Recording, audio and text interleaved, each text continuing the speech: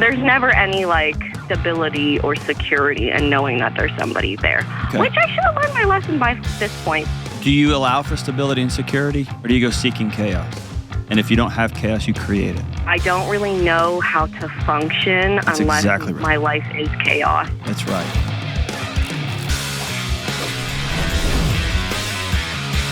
What's going on, everybody? This is John with the Dr. John Delony show about you, challenges you're experiencing and the people that you love or don't love anymore, and you're trying to figure out how to do life with them.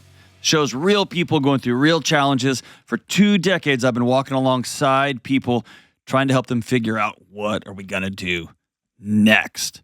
For everyone who's new to the show, we've had hundreds of thousands of people join us in recent days, recent weeks, millions over the last couple of months. We're so glad that you're here.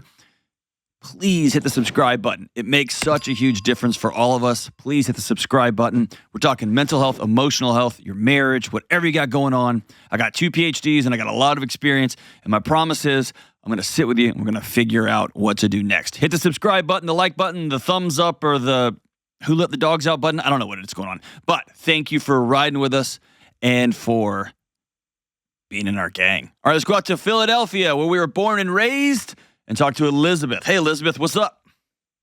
Hi. How are you? I am doing okay. How are you? I'm good. It's a little bit weird when this thing finally happens, right? Yeah, it is a little bit strange. I wasn't expecting anyone to actually get back to me. Yep. Well, we called your bluff. We call. So what's up? So I guess I'll just ask my question first. I know a lot of people usually... I talk really fast, so if I talk too fast, just let me know. Oh, I do too. People are going to have to slow this episode down off the 1.5 because we'll get going. That'll be fun. All right, go for it. Okay, so my question is, how do I encourage or support my husband in taking on more of that dad role and stop identifying as a single mom? Flip that around for me. Let's don't talk about your husband. Let's talk about you. Okay. Ask that question because you exhale in the middle of it, which makes me think there's a question beneath the question. So, back that thing up and let's say, what's really going on? Or ask that question, what's really at the heart? I'm not really sure. I think it's probably just because I wasn't a very great morning in regards to the whole situation, so I'm still a little bit upset and stressed out about that. Okay. So. And this morning was a real life example of why you were calling in, and how do you change your identity? Tell me about your being a single mom. So I became a mom when I was just 19. Okay. So pretty young. And then I have 3 kids. My second kid I had when I was 21, and then I just had my third with my now husband. She's not even 1 yet. She's little. Okay. And how long have you been married? Almost 2 years. Okay. And the first 2 kids, same dad? Married to that? That's where all the hate's gonna come from. I know how people view people like me. Well, whoa. Fathers. Hey, don't cast that on me.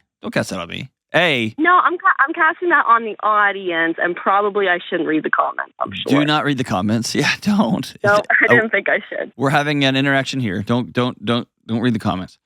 The comments are what people are going through on their particular day and their particular time, and so some of them are computers, and so it's all good. So you got pregnant. You're 19. You had a baby. You were a young mom. I actually got pregnant when I was 18. I was still in high school. Okay. You got pregnant in high school, and then you had that baby. Did you do it all by yourself? Did your parents help? How'd that happen? I lived with my mom. She was, my dad left when I was like 14, so kind of single mom situation. So I lived with her. Probably why I ended up in the same situation. But no, I lived with her until her daughter was about 1, and then I went off on my own. I started college when she was about 6 months old. Okay. And then you got pregnant again, with a different dad? Yeah. Okay. So I met him. Everything was like okay. And then we moved in together. I graduated from college, and then I had the second baby. But then I found paperwork about him still being married. And I didn't know that. I thought they were done. So I asked him about it, and he was like, "Yeah, why do you want to know?" And I'm like, "Well, because we live together, we have a family together." And he still talked to his wife like every day. I told him that he needed to stop and officially get divorced, and he wouldn't, so I left. Okay.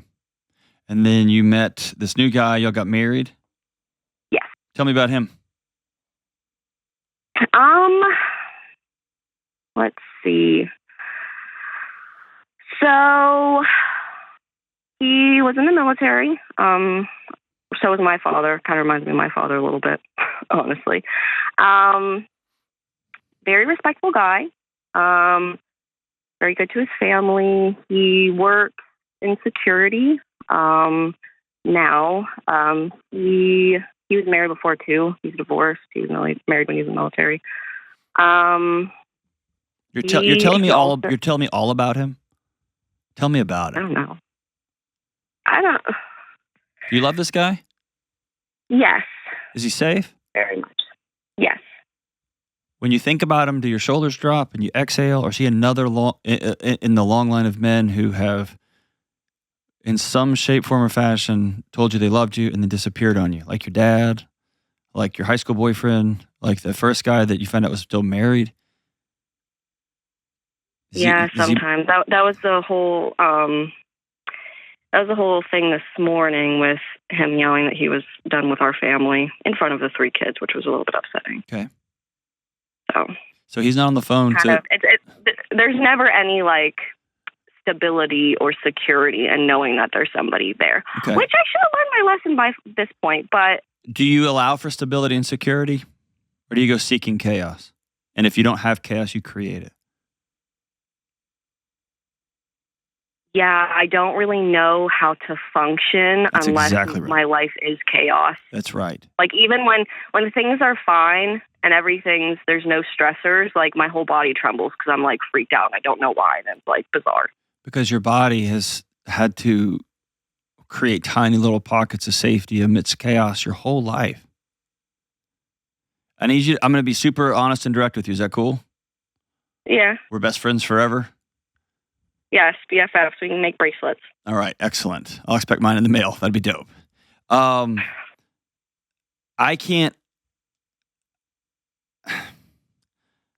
dropped my son off for school this morning, and my daughter and I went and had breakfast at a local McDonald's. And we played games, and we hassled each other, and she rolled her eyes almost out of the back of her head a few times, and we laughed really hard. And a few times when she was crawling up this thing in the playground, I got choked up because I love that girl more than life itself. And that's how dads are supposed to treat their daughters. Mm-hmm. And you didn't get that. No, not really. No, hold on. Don't brush it off and be all hard, dude. Because this guy's going to bail too. You've spent your entire life having to be the hardest person in the room because you had to be. And that kept you alive, and that's going to be what destroys all of your grown-up relationships until you decide to stop. Yeah, which I think I'm pushing him away because every time he raises his voice to the kids and disciplines them and everything, it's like I respond with, I need to protect my children, and I get triggered by it, and then he feels like he's disrespected and undermined, and then he doesn't want to be home with us. But all of this, and he would sit down and tell me the same things about you on the other end. All of this is you have never learned, and I'm not saying this in a character way or you're some kind of broken, you're not. No. But you've never learned how to sit down, the skills, how to sit down and say, I want to create a home that is peaceful. I want to create a home that is filled with laughter and silliness and 3 knuckleheaded kids, because it's going to be hard with 3 little kids and we're all real young. and you're both dealing with past relationship issues, and everybody joined this family. Can we practice that? And you don't know how to do that. And so you just go plowing through, and he goes plowing through, and you create this self-fulfilling prophecy for yourself. And then he's going to bail because he can't take it anymore. And whether that's him yelling and he needs to learn how to respond like a grown-up and not a child to his kids, or you're tasing him and pushing him away and causing loop-de-loop-de-loop. See what I'm saying? Nobody wants to be married to a cinder block. And you've had to be a cinder block your whole life. And I guess to answer your original question, when you got hurt and that little 14-year-old girl is still sitting there looking in the mirror, brushing her hair, saying, God almighty, what's so bad about me that dad left? And then some guy at 16 and some guy at 17 and some guy at 18 said, no, I'll love you. And some guy at 19 and some guy at 20 said, no, I'll love you. Until you decide I'm going to take that suit of armor off and risk loving again and risk allowing someone to hurt me again, because that's what happens in vulnerable relationships. People are just going to keep bouncing off that Teflon suit you wear. Is it worth that? I don't know. I think I'm trying to protect my children from having the same childhood that I did, but and you're going to create inadvertently giving that to That's exactly right. You're going to create it. Creating it. Right. And if you've ever listened to the show for very long, you've heard me say we marry our unfinished business. Yeah, that's why I said he has some characteristics of my father. That's right. And your body is drawn to that like a magnet, because your body's going to solve that question. What was so bad about me that dad left? And you need to hear me say, your dad left because something was up with him, not you. Him, not you. You're a 14-year-old, beautiful, precious little girl. And by the way, you're also kind of a badass teen mom. And then you had a baby and said, I'm going to still go to college. I'm going to plow through. You're an amazing young woman. I got my master's too. I know. But I'd rather you not have a master's and have 2 kids who love you and a stable job and a third kid who's just going, bah, bah, and you practicing relationship than saying, look at all these achievements on the wall. Look at all these certificates I have while your world burns down around you. Here's how I know that. I have 1 bachelor's degree, 1 master's degree, and 2 PhDs. And after my second PhD is when my reckoning came, because I couldn't run from relationship issues anymore. I kept trying to achieve and prove to the world that I was worthy of being loved, and it never came. And so all I'm trying to tell you to do is you can short circuit the heartache I went through, and you can save yourself a lot of extra energy and exhaustion and sleepless nights and fights with people that otherwise you love by saying, okay, I can't. I got to sit down with somebody and heal from this madness, because I don't want to recreate this with my kids, and I'm on a bullet train to start this whole cycle over again. Is that fair? Yeah. What do you need to feel safe and loved in your own home?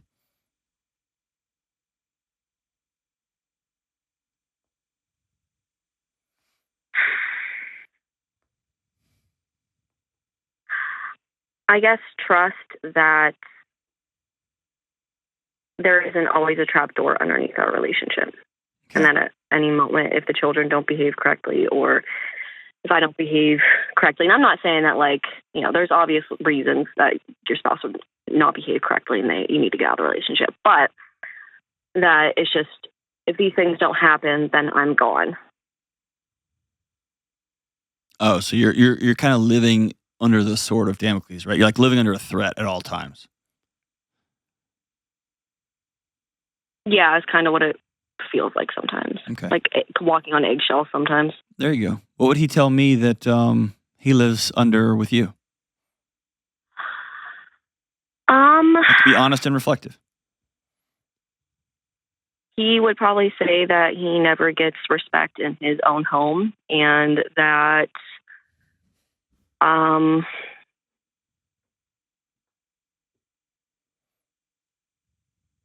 Yeah, just honestly probably that. Just a lot of undermining. Like, Okay. he's a man's man and wants to be treated like a man's man, and that's kind of... Well, he doesn't act like a man's man if he's screaming and running his mouth at little kids. Well, that's what I did say this morning. I said, you're being childish. You need to walk away. Okay. That's probably not helpful, but... No, it wasn't. Right? Here's the deal. If you were my friend, like my close friend, my sister, you were one of my ride or dies, like that I've been friends with for a long time, and you called me with this exact same story, here's what I would tell you to say. A, I would be real particular with you about, are you safe? Does this guy have an anger issue and a safety issue? Does he just get so frustrated at the situation, at two kids that aren't his, at his being a dad who's also a veteran, who's also going through a divorce, who's also all the stuff, a wife who has had to wear a suit of armor for the last 4 or 5 or 6 years, or really since she was 14, so maybe the last 10 years, and he keeps trying to love her and connect with her, and he can't because he's bouncing off a metal suit of armor. So I would ask about the safety part of it. But after that, sweetheart, I would sit down with him and I would say, all right, here's one thing that's become true to me, clear to me. I don't know how to do this. I want to love. I want to have peace in my house. I want to be all gross and googly-eyed and ugh. And I want to be a mom that my kids just exhale when they think of me. And I want them to have a dad where they feel the same thing. And I don't know how to do this. Will you, and clearly you don't either, will you walk with me?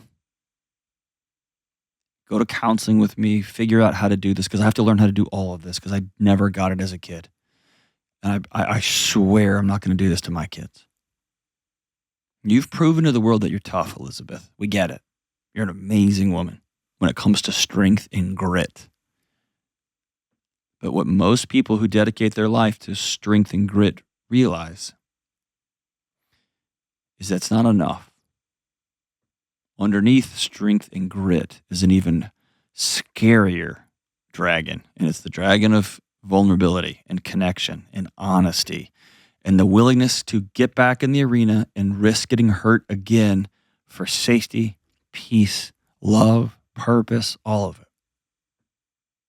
All of it. And I promise you, when you're 60, your kids aren't going to say, my mom got a master's degree. They're going to say, my mom was either there, all in, or my mom wasn't. I don't want to put that on you, but that's on you.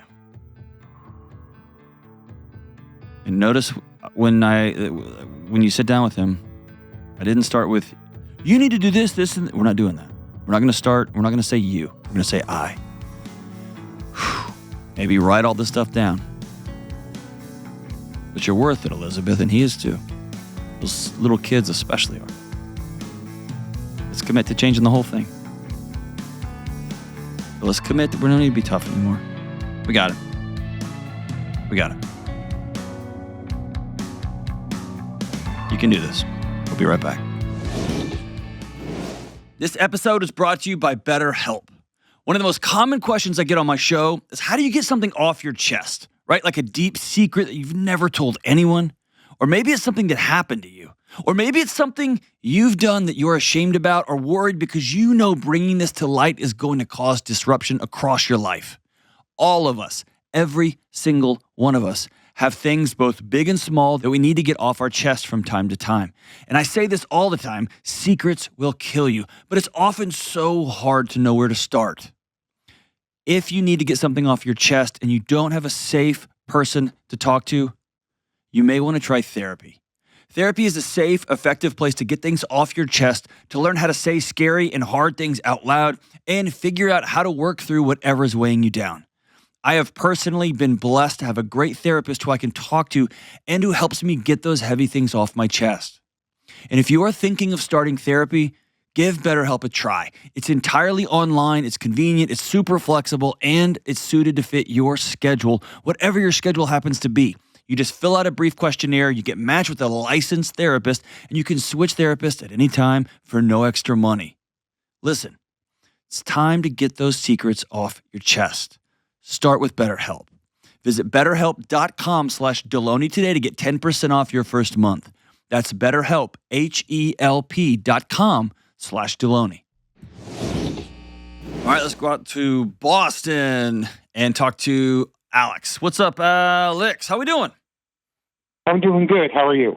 Good. Right when I picked up the phone, I hit my volume and it went all the way up, so I heard my own voice in my head louder than usual. And I thought, oh, this is it. It's all coming down. But then I realized it was just me. So what's up, man?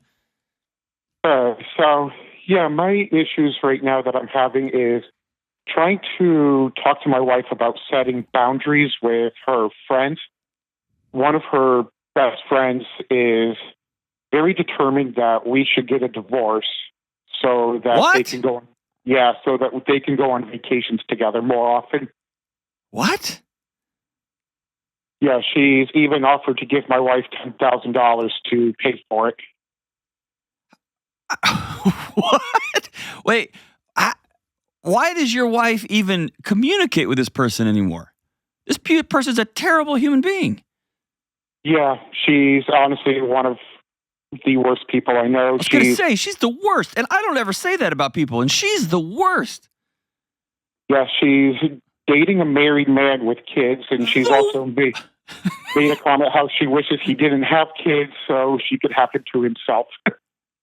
Man, Alex, every time you say something about her, she becomes the worst person of all time.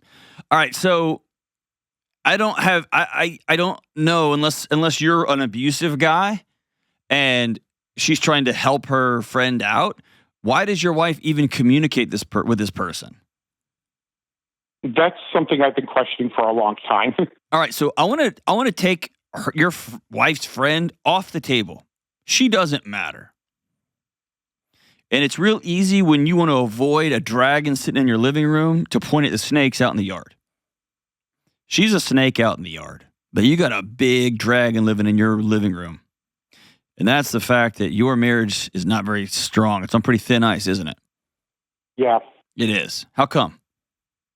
There's been different issues over the years. Both of us have been suffering from depression. Okay. We never really saw each other for the past several years due to work schedule conflicts. My wife was on an overnight shift for several years, and then she got back to first shift, and then I took a new job and went to second shift. So it's about to break your marriage up. So either y'all choose your work and call it, or y'all have to get different jobs and figure this thing out. Yep, and I've actually taken a different job recently where I'm now back on first shift, so we actually do see each other a lot more often now. All right, but y'all have a new marriage now. Yeah. You're going to have to start dating.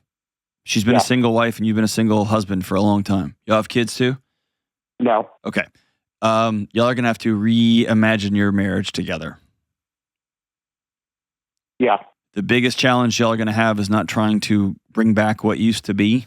Y'all are going to have to build something new. Does she want to stay married to you? Yes. Are you sure? She says she does. Okay. She needs to cut that other crap out of her life. Yeah. I'm all about having friends who will hold me accountable, who will challenge things, and who would help me out in a situation if my wife went rogue on me, right? Yeah.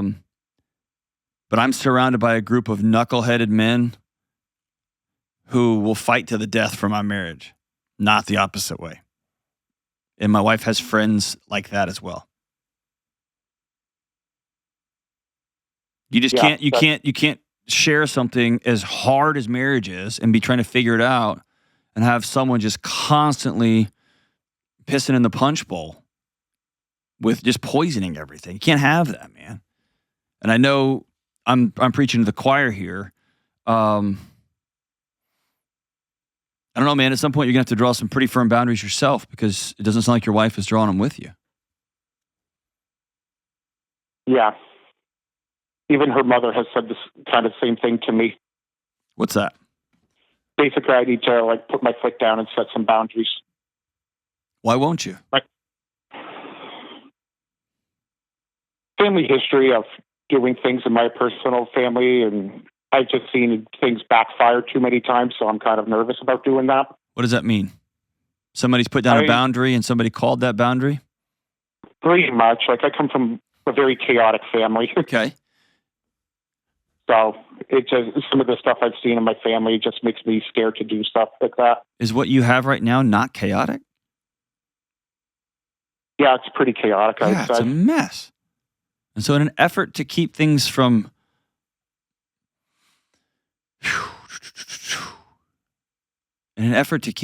falling apart, you're just watching things fall apart. Yeah. It sounds like you're at a moment personally. I'm guessing this is why you called. You're at a moment of personal reckoning, and I think your instinct is right. Yeah, I've been trying to do a few different things to try to bring things back to normal. There's not going to be, you have to build something new, man. There's not going to be back to normal. And you're going to have to start with some very clear, I love you and I want to stay married to you. And the way we've been doing things can't continue. Because you're going to try to tinker around the edges here, man, and you have a dragon in your living room. You're going to walk around the outside of your property picking up snakes, and there's a dragon in the living room. And the dragon is, the marriage as you knew it is over. And the marriage that could be is sitting right there. You all just have to decide we're going to do this. What does dating look like? What does romance look like? What does personal time look like? What does intimacy look like? What does just division of chores and money look like? Y'all got to go back to falling in love 101. Can you do that? Yeah. Will she? I believe so.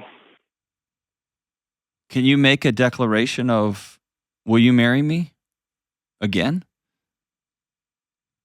Yeah, I would absolutely love to do that with her. Okay, what does peace in your home look like? Like, I want you to reverse engineer it for me. I want you just walk in, it's 6 months from now. You just walk in from a wild day at work. She was working too. She just beat you home by 20 minutes. You open the door, paint me a picture of what you want this thing to look and feel like. Basically, just... Nope, not basically. Not basically. I want you just to feel it, dude. Just feel it. I just want to come home and just have her greet me like just with a smile on her face and just sit down and talk to each other and just kind of vent about our days and then just go on, have dinner together and just relax and enjoy each other's company. So this idea that she's really happy to see you. Yeah. And you're really happy to see her. And y'all are going to share each other's day because y'all actually care about what happened to each other.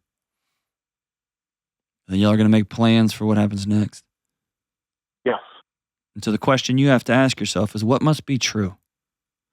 What has to be true in your life? Is it exercise? Is it continuing to go see a counselor to deal with your depression? Is it helping around the house? Is it a job that's killing you? Is it family issues?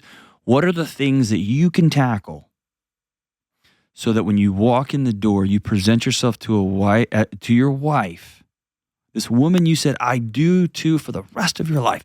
You present yourself to her in a way that her body feels, thank God he's home. What must be true? And she's going to have to ask you the same question. What must be true for her?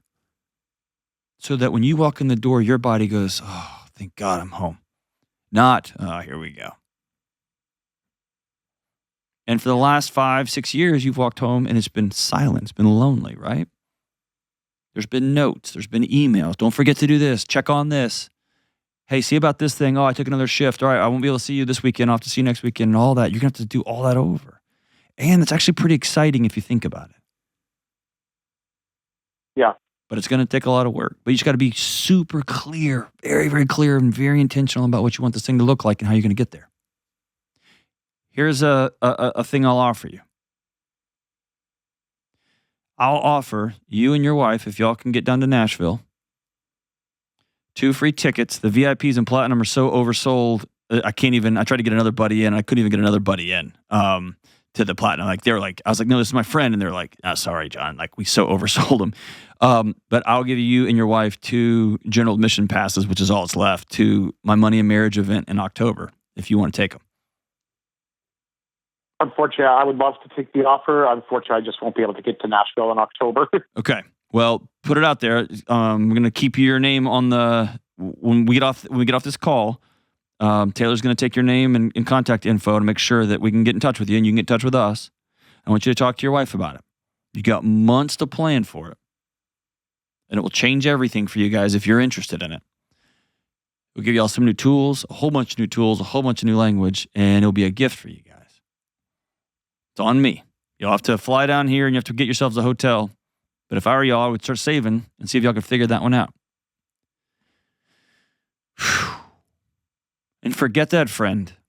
Forget that friend. In fact, boundary number 1, tell your wife, I don't want to hear a word that woman says. I don't want to hear a relay of any conversation she says. I don't want to hear anything about that woman. And I want everyone listening, especially you, Alex, to listen to this. Sometimes when people don't have the tools or the courage to say something directly, like, I really think I don't want to be in this marriage anymore, they will test it, the periphery, with, well, my friend says we should just get divorced. Or somebody doesn't have the courage to say, hey, I really want to try this thing in bed. They say, man, so-and-so says him and his wife do X, Y, and Z. What do you think of that?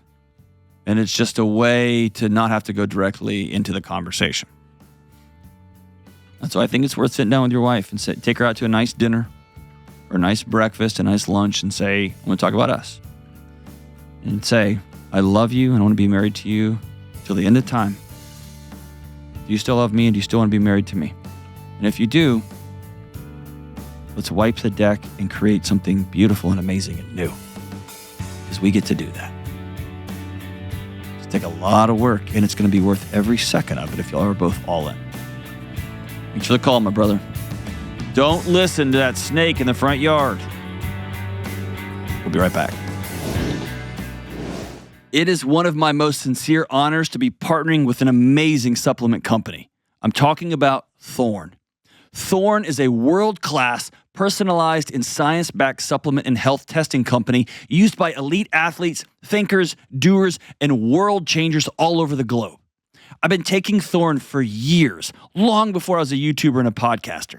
It's where I get my creatine, my super EPA omega fish oil, and more. My kids take it. My wife takes it. Thorne is a staple in the Delony household. Thorne is pure, third-party tested, and they are redefining what it means to live longer and healthier. And for Delony Show listeners, Thorne is providing 25% off everything in their entire lineup. Go to thorne.com/U/Delony to open up your digital dispensary, and the discount will be taken at checkout. That's Thorne, THORNE.com/U/Delony. All right, let's go out to Louisville, or as they say in Texas, Old Louisville, Kentucky. And they don't say that in Texas. I don't even know why I said that. Talk to Andrew. Hey, Andrew, what's up?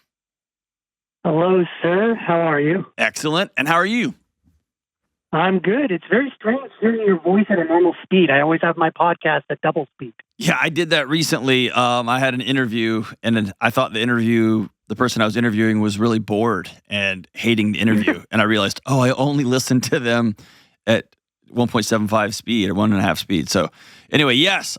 I talk a little bit slower in real life, but not a lot. So what's up, man? Yeah.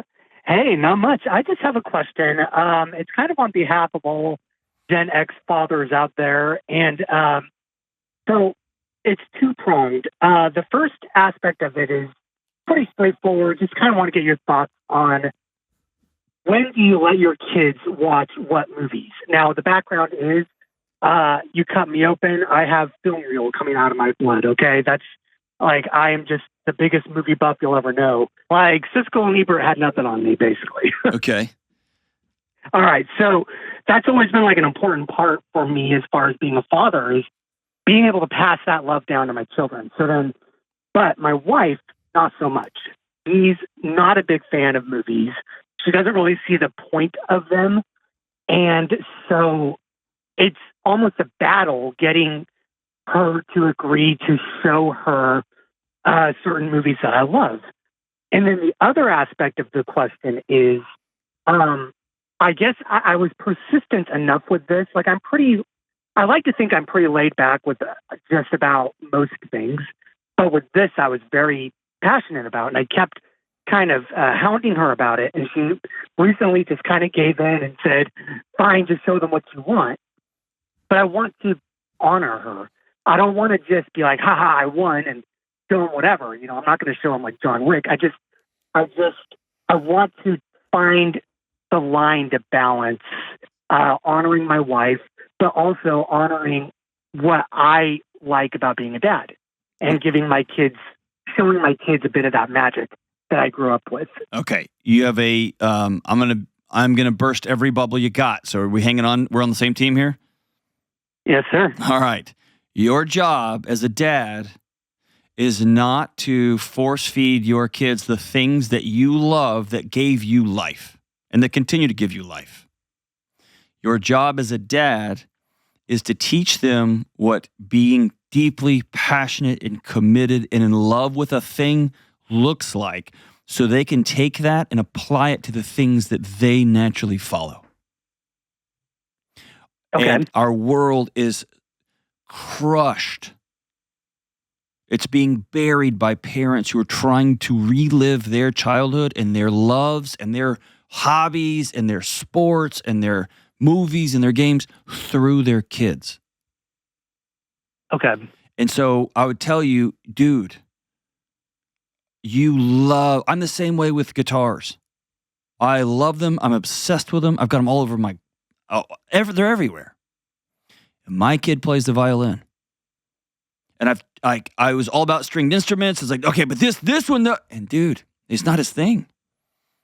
And what I realized is, he's watched his dad be super passionate about this thing, and he's applying it here. And he's writing a novel.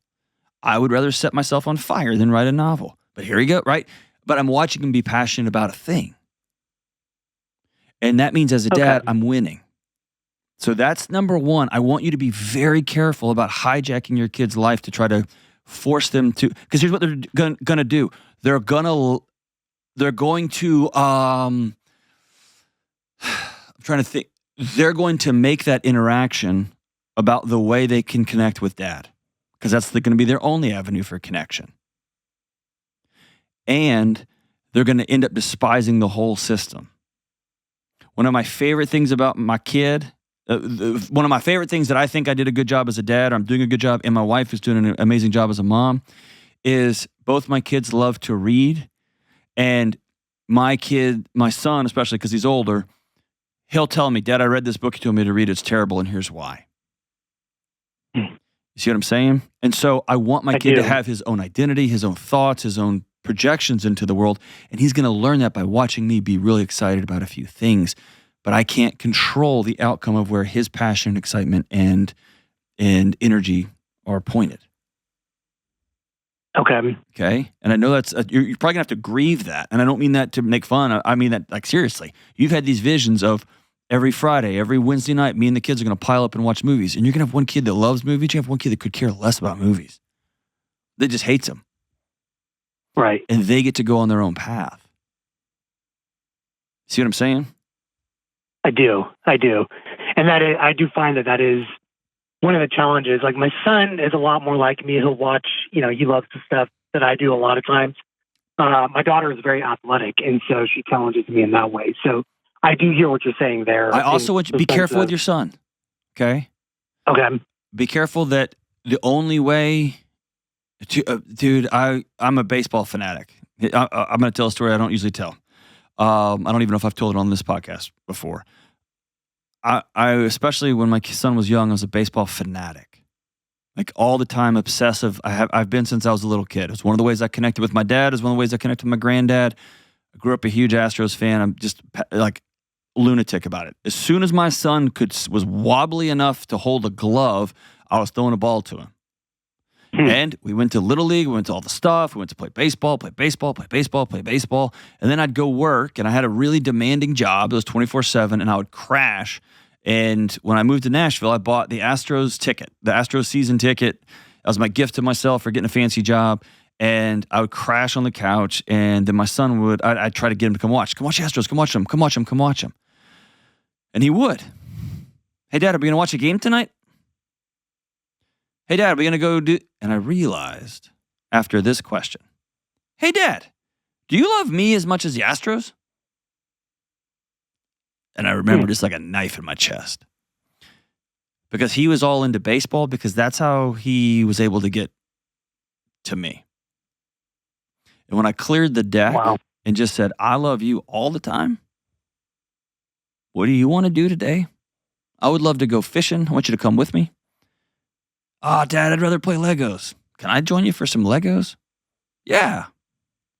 Or when he came to me in middle school and said, hey, man, I would like to try out for theater, which means I don't want to play baseball this spring. Is that okay?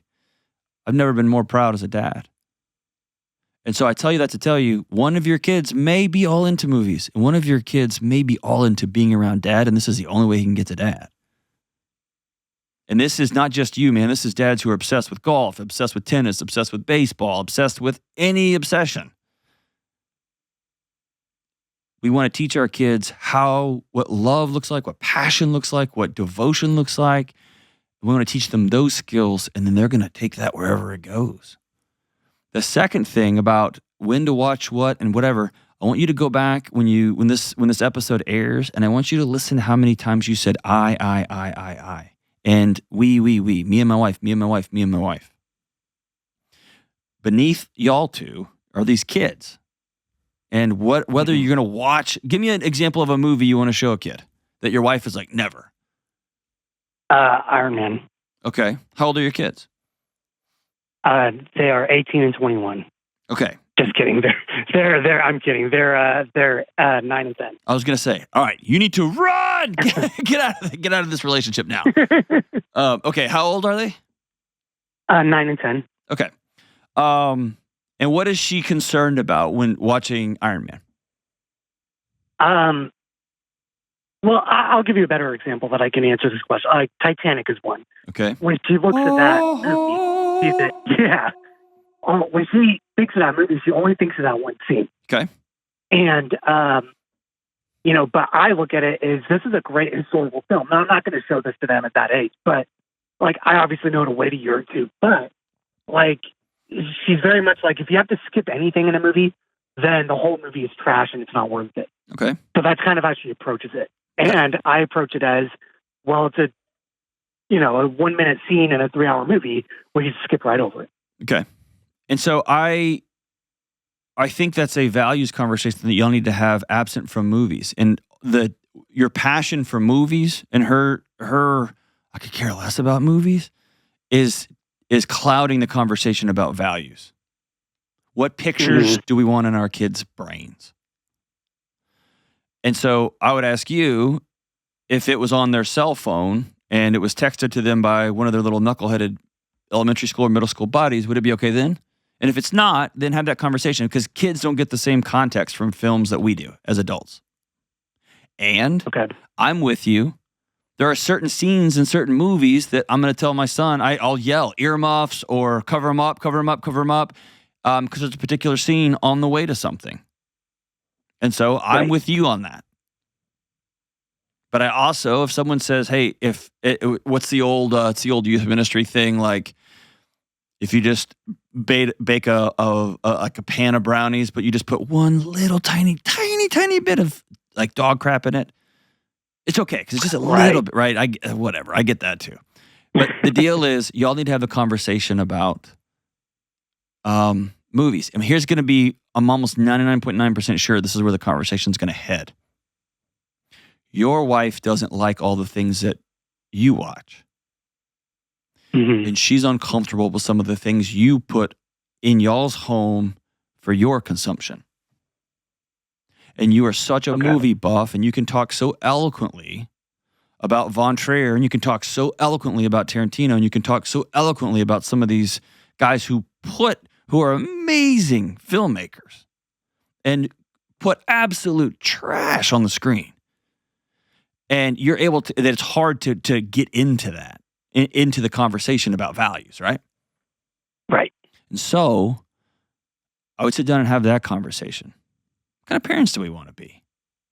Not about the movies. And I would start with you. If I'm you, I would say, hey, I'm over the top. You started this call by saying if I cut you open, film would come out, right? Right. Ed, not to damper your love too much, I don't want this to be a total downer call. I'm holding up a book right here. It's a thing that I carry with me all the time. Inside this little, it's like a little journal that I carry everywhere. Inside the journal is a list of movies I want my son to see. Okay? It's a big deal to me. I need him to see the movies that shaped me growing up and the ones that inspired me. And I showed him Braveheart, and I was devastated when he went, I like Gladiator better, right? I was like, what? Right? I couldn't believe it. And there's a few scenes in those movies that I said, hey, you got to close your eyes. It's too much. Right. Right? And that's okay. I agree with you, by the way, too. Braveheart is the superior one. I thought it was, but he didn't seem to think so. I think he was just enamored because Russell Crowe's kind of awesome. But whatever. All I have to say is I love the idea that you want to show your kids film, that you want to show them art, you want to show them beauty. But bigger than this is a conversation, not, I want to appease my wife and I'm tired of fighting my husband. That's not the conversation to have. The conversation is deeper than that. It's our job to protect the most precious thing in our lives, and that's our children's minds. The world is going to fill that with so much trash and so much garbage. And this isn't a faith statement. This is a cultural statement. There's so much madness and insanity out there that's going to be just shoved into their minds that, how are we going to protect that? And then, by the way, I'll ask my wife, hey, I think I want to show the kids this movie. And she'll go, that's not a good idea. And I trust her because I also know after how many movies I've seen over the years. And by the way, it wouldn't come out, like film wouldn't come out of my blood, but I love movies a lot. I love them. I love them. I love them. But I know I'm desensitized. I know that the edges have been way, way, way worn off. Dude, I remember a comedian I watched, he did a series. I watched the first one and it was so good I wept. Like artistically, it was beautiful. The end message was just staggering. I cried. And my wife walked in the door and I said, hey, husband card, I'm pulling it. I've only pulled it like twice in our whole marriage. And I was like, you have to sit down right now, drop everything you're doing. You have to watch this with me. I'm watching it again. And she was like, wow, you don't ever do that. So here we go. And within like 3 minutes, it was so vulgar. I was like, all right. I was like, I'm done. And she was like, okay, good. And she got up and just walked out. Like I had missed it. I'd missed it because I got so, I and just so have melted my brain on some of that stuff. Okay? So all I have to say is get to a point where you can honor her judgment on that. And get to a deeper point. I wanted to show my son, I wanted him to have a few pictures of what abject bravery looks like, even in a fictional character. Mm-hmm. It's pretty cool to have William Wallace in your head. It's pretty cool to have Russell Crowe in your head, right? In that particular movie. Yeah. And so I want him to have a picture of that, and I don't want him to have all the beheadings in his head, right? Not yet. He's too young. Right. Both and. Does that make sense about this values conversation? It does. It does. And that's where it gets kind of tricky is because I feel like we both agree for the most part on things, but then it just gets down to the minutia, of like just how much violence is acceptable. And, that's where it gets kind of tricky. And then it's just... And let's go case by case. Let's go case by case. And I think it's fair to ask her, please don't give up on me because I want to do this right. And also, I know that I'm really worn down, and I miss how scary things can be, and I miss how violent things can be. And I'm 28. I'm 32. One second boob scene from Titanic isn't going to it's just like a pass, and it might freeze an 11-year-old, and that image may freeze in their brain for eternity. Right. Hmm. And so that's where having another parent with some wisdom, that's why having two parents is amazing. You balance each other out. But I think it's when both of you get sick of the conversation and one of you just quits, right? That is contempt. That is resentment. That's the path, right? Towards like just whatever. Right. If you're going to keep rubbing my values in my face, that's a different thing. then what about this? What about this? And so maybe you make a list of 10 movies that you really want your kids to see. And that can be a conversation. But I think the whole thing starts with, honey, I have become so obsessed with this thing that I've kind of lost sight of you and of these kids. I want to have a conversation about entertainment and about our minds and about what we think is funny and valuable and yada, yada, yada, and then go from there. Because probably what she's going to find is she's frustrated that maybe her kids are lost to this idea of movies, or her kids are being lost to the idea of trying to find dad and he's always up there watching TV, or I bet there's deeper things going on here. So I'm really, really grateful for the call. And because of the fact that you opened up, a lot of men especially, but men and women, moms and dads are going to sit there and go, oh, that's me. I'm shoving the things I love down my kid's throat. I'm dragging them behind the car of my ambitions and my passions and my things. And they either are so road rash from getting dragged behind the car, or they're sitting in the front seat because that's the only place they can stay safe. Man, just teach them to be wildly passionate and what hard work looks like and what contemplation and love and commitment looks like. Teach them those skills so they can run wild. And let's also protect those minds. Protect them, protect them, protect them, protect them. Because if you don't, God knows no one else will. Thanks for the call, my brother. We'll be right back. Hey, what's up? Delony here. Listen, you and me and everybody else on the planet has felt anxious or burned out or chronically stressed at some point.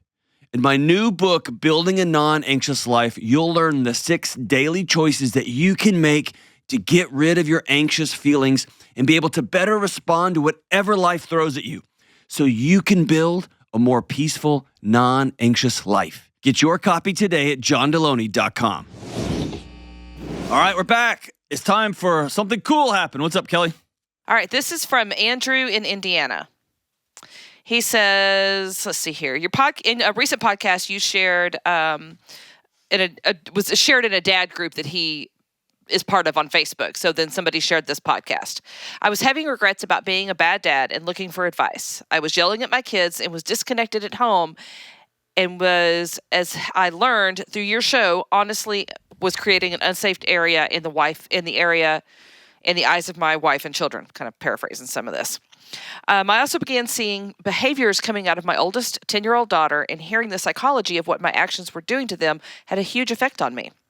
Thank you to you and your team, my home is becoming a happy, peaceful place that my children will want to come back to. I can feel the tension leaving my children each day that I don't raise my voice. They squeeze that hug a little longer and a little tighter and fight over who daddy is putting to bed. You told a caller recently to take 30 seconds when getting home and to tell myself that I'm only going to bring joy and laughter to this home. This has been an amazing week so far. Thank you so much for all that you're doing, and you're changing our lives. Dude, that's awesome. And just as a reminder to everybody listening, I'm not doing anything. I'm just running my mouth on a podcast. Those of you out there who are changing your lives, y'all are putting in the work every day. And it's just those are the stories that just bring me so much joy. And those are stories that no one will ever hear. No one's ever going to see them. It's just a dad parking in his driveway for an extra 30 seconds to go, today sucked. Interest rates are crazy. I'm not going to be able to go on this trip that my buddies are planning because we don't have the money. I'm going to bring joy and laughter and peace into this home. I'm bringing joy into this home. God, give me peace to bring into my home. And then he's going to walk inside. And then it's game on. Dad, Mom, that, my friends, is bravery. That's strength. That's commitment. That's grit. Keep showing up, man. It's awesome, dude. It's awesome. Thanks for sharing that, Kelly. That makes my heart feel a little bit bigger. When you stare at me for a whole show, my heart tends to shrivel up and get cold and dark. But that just breathes some life back into it, baby. Woo-hoo-hoo! Thank y'all for joining us. Don't forget to hit the subscribe button. Love you guys. Bye.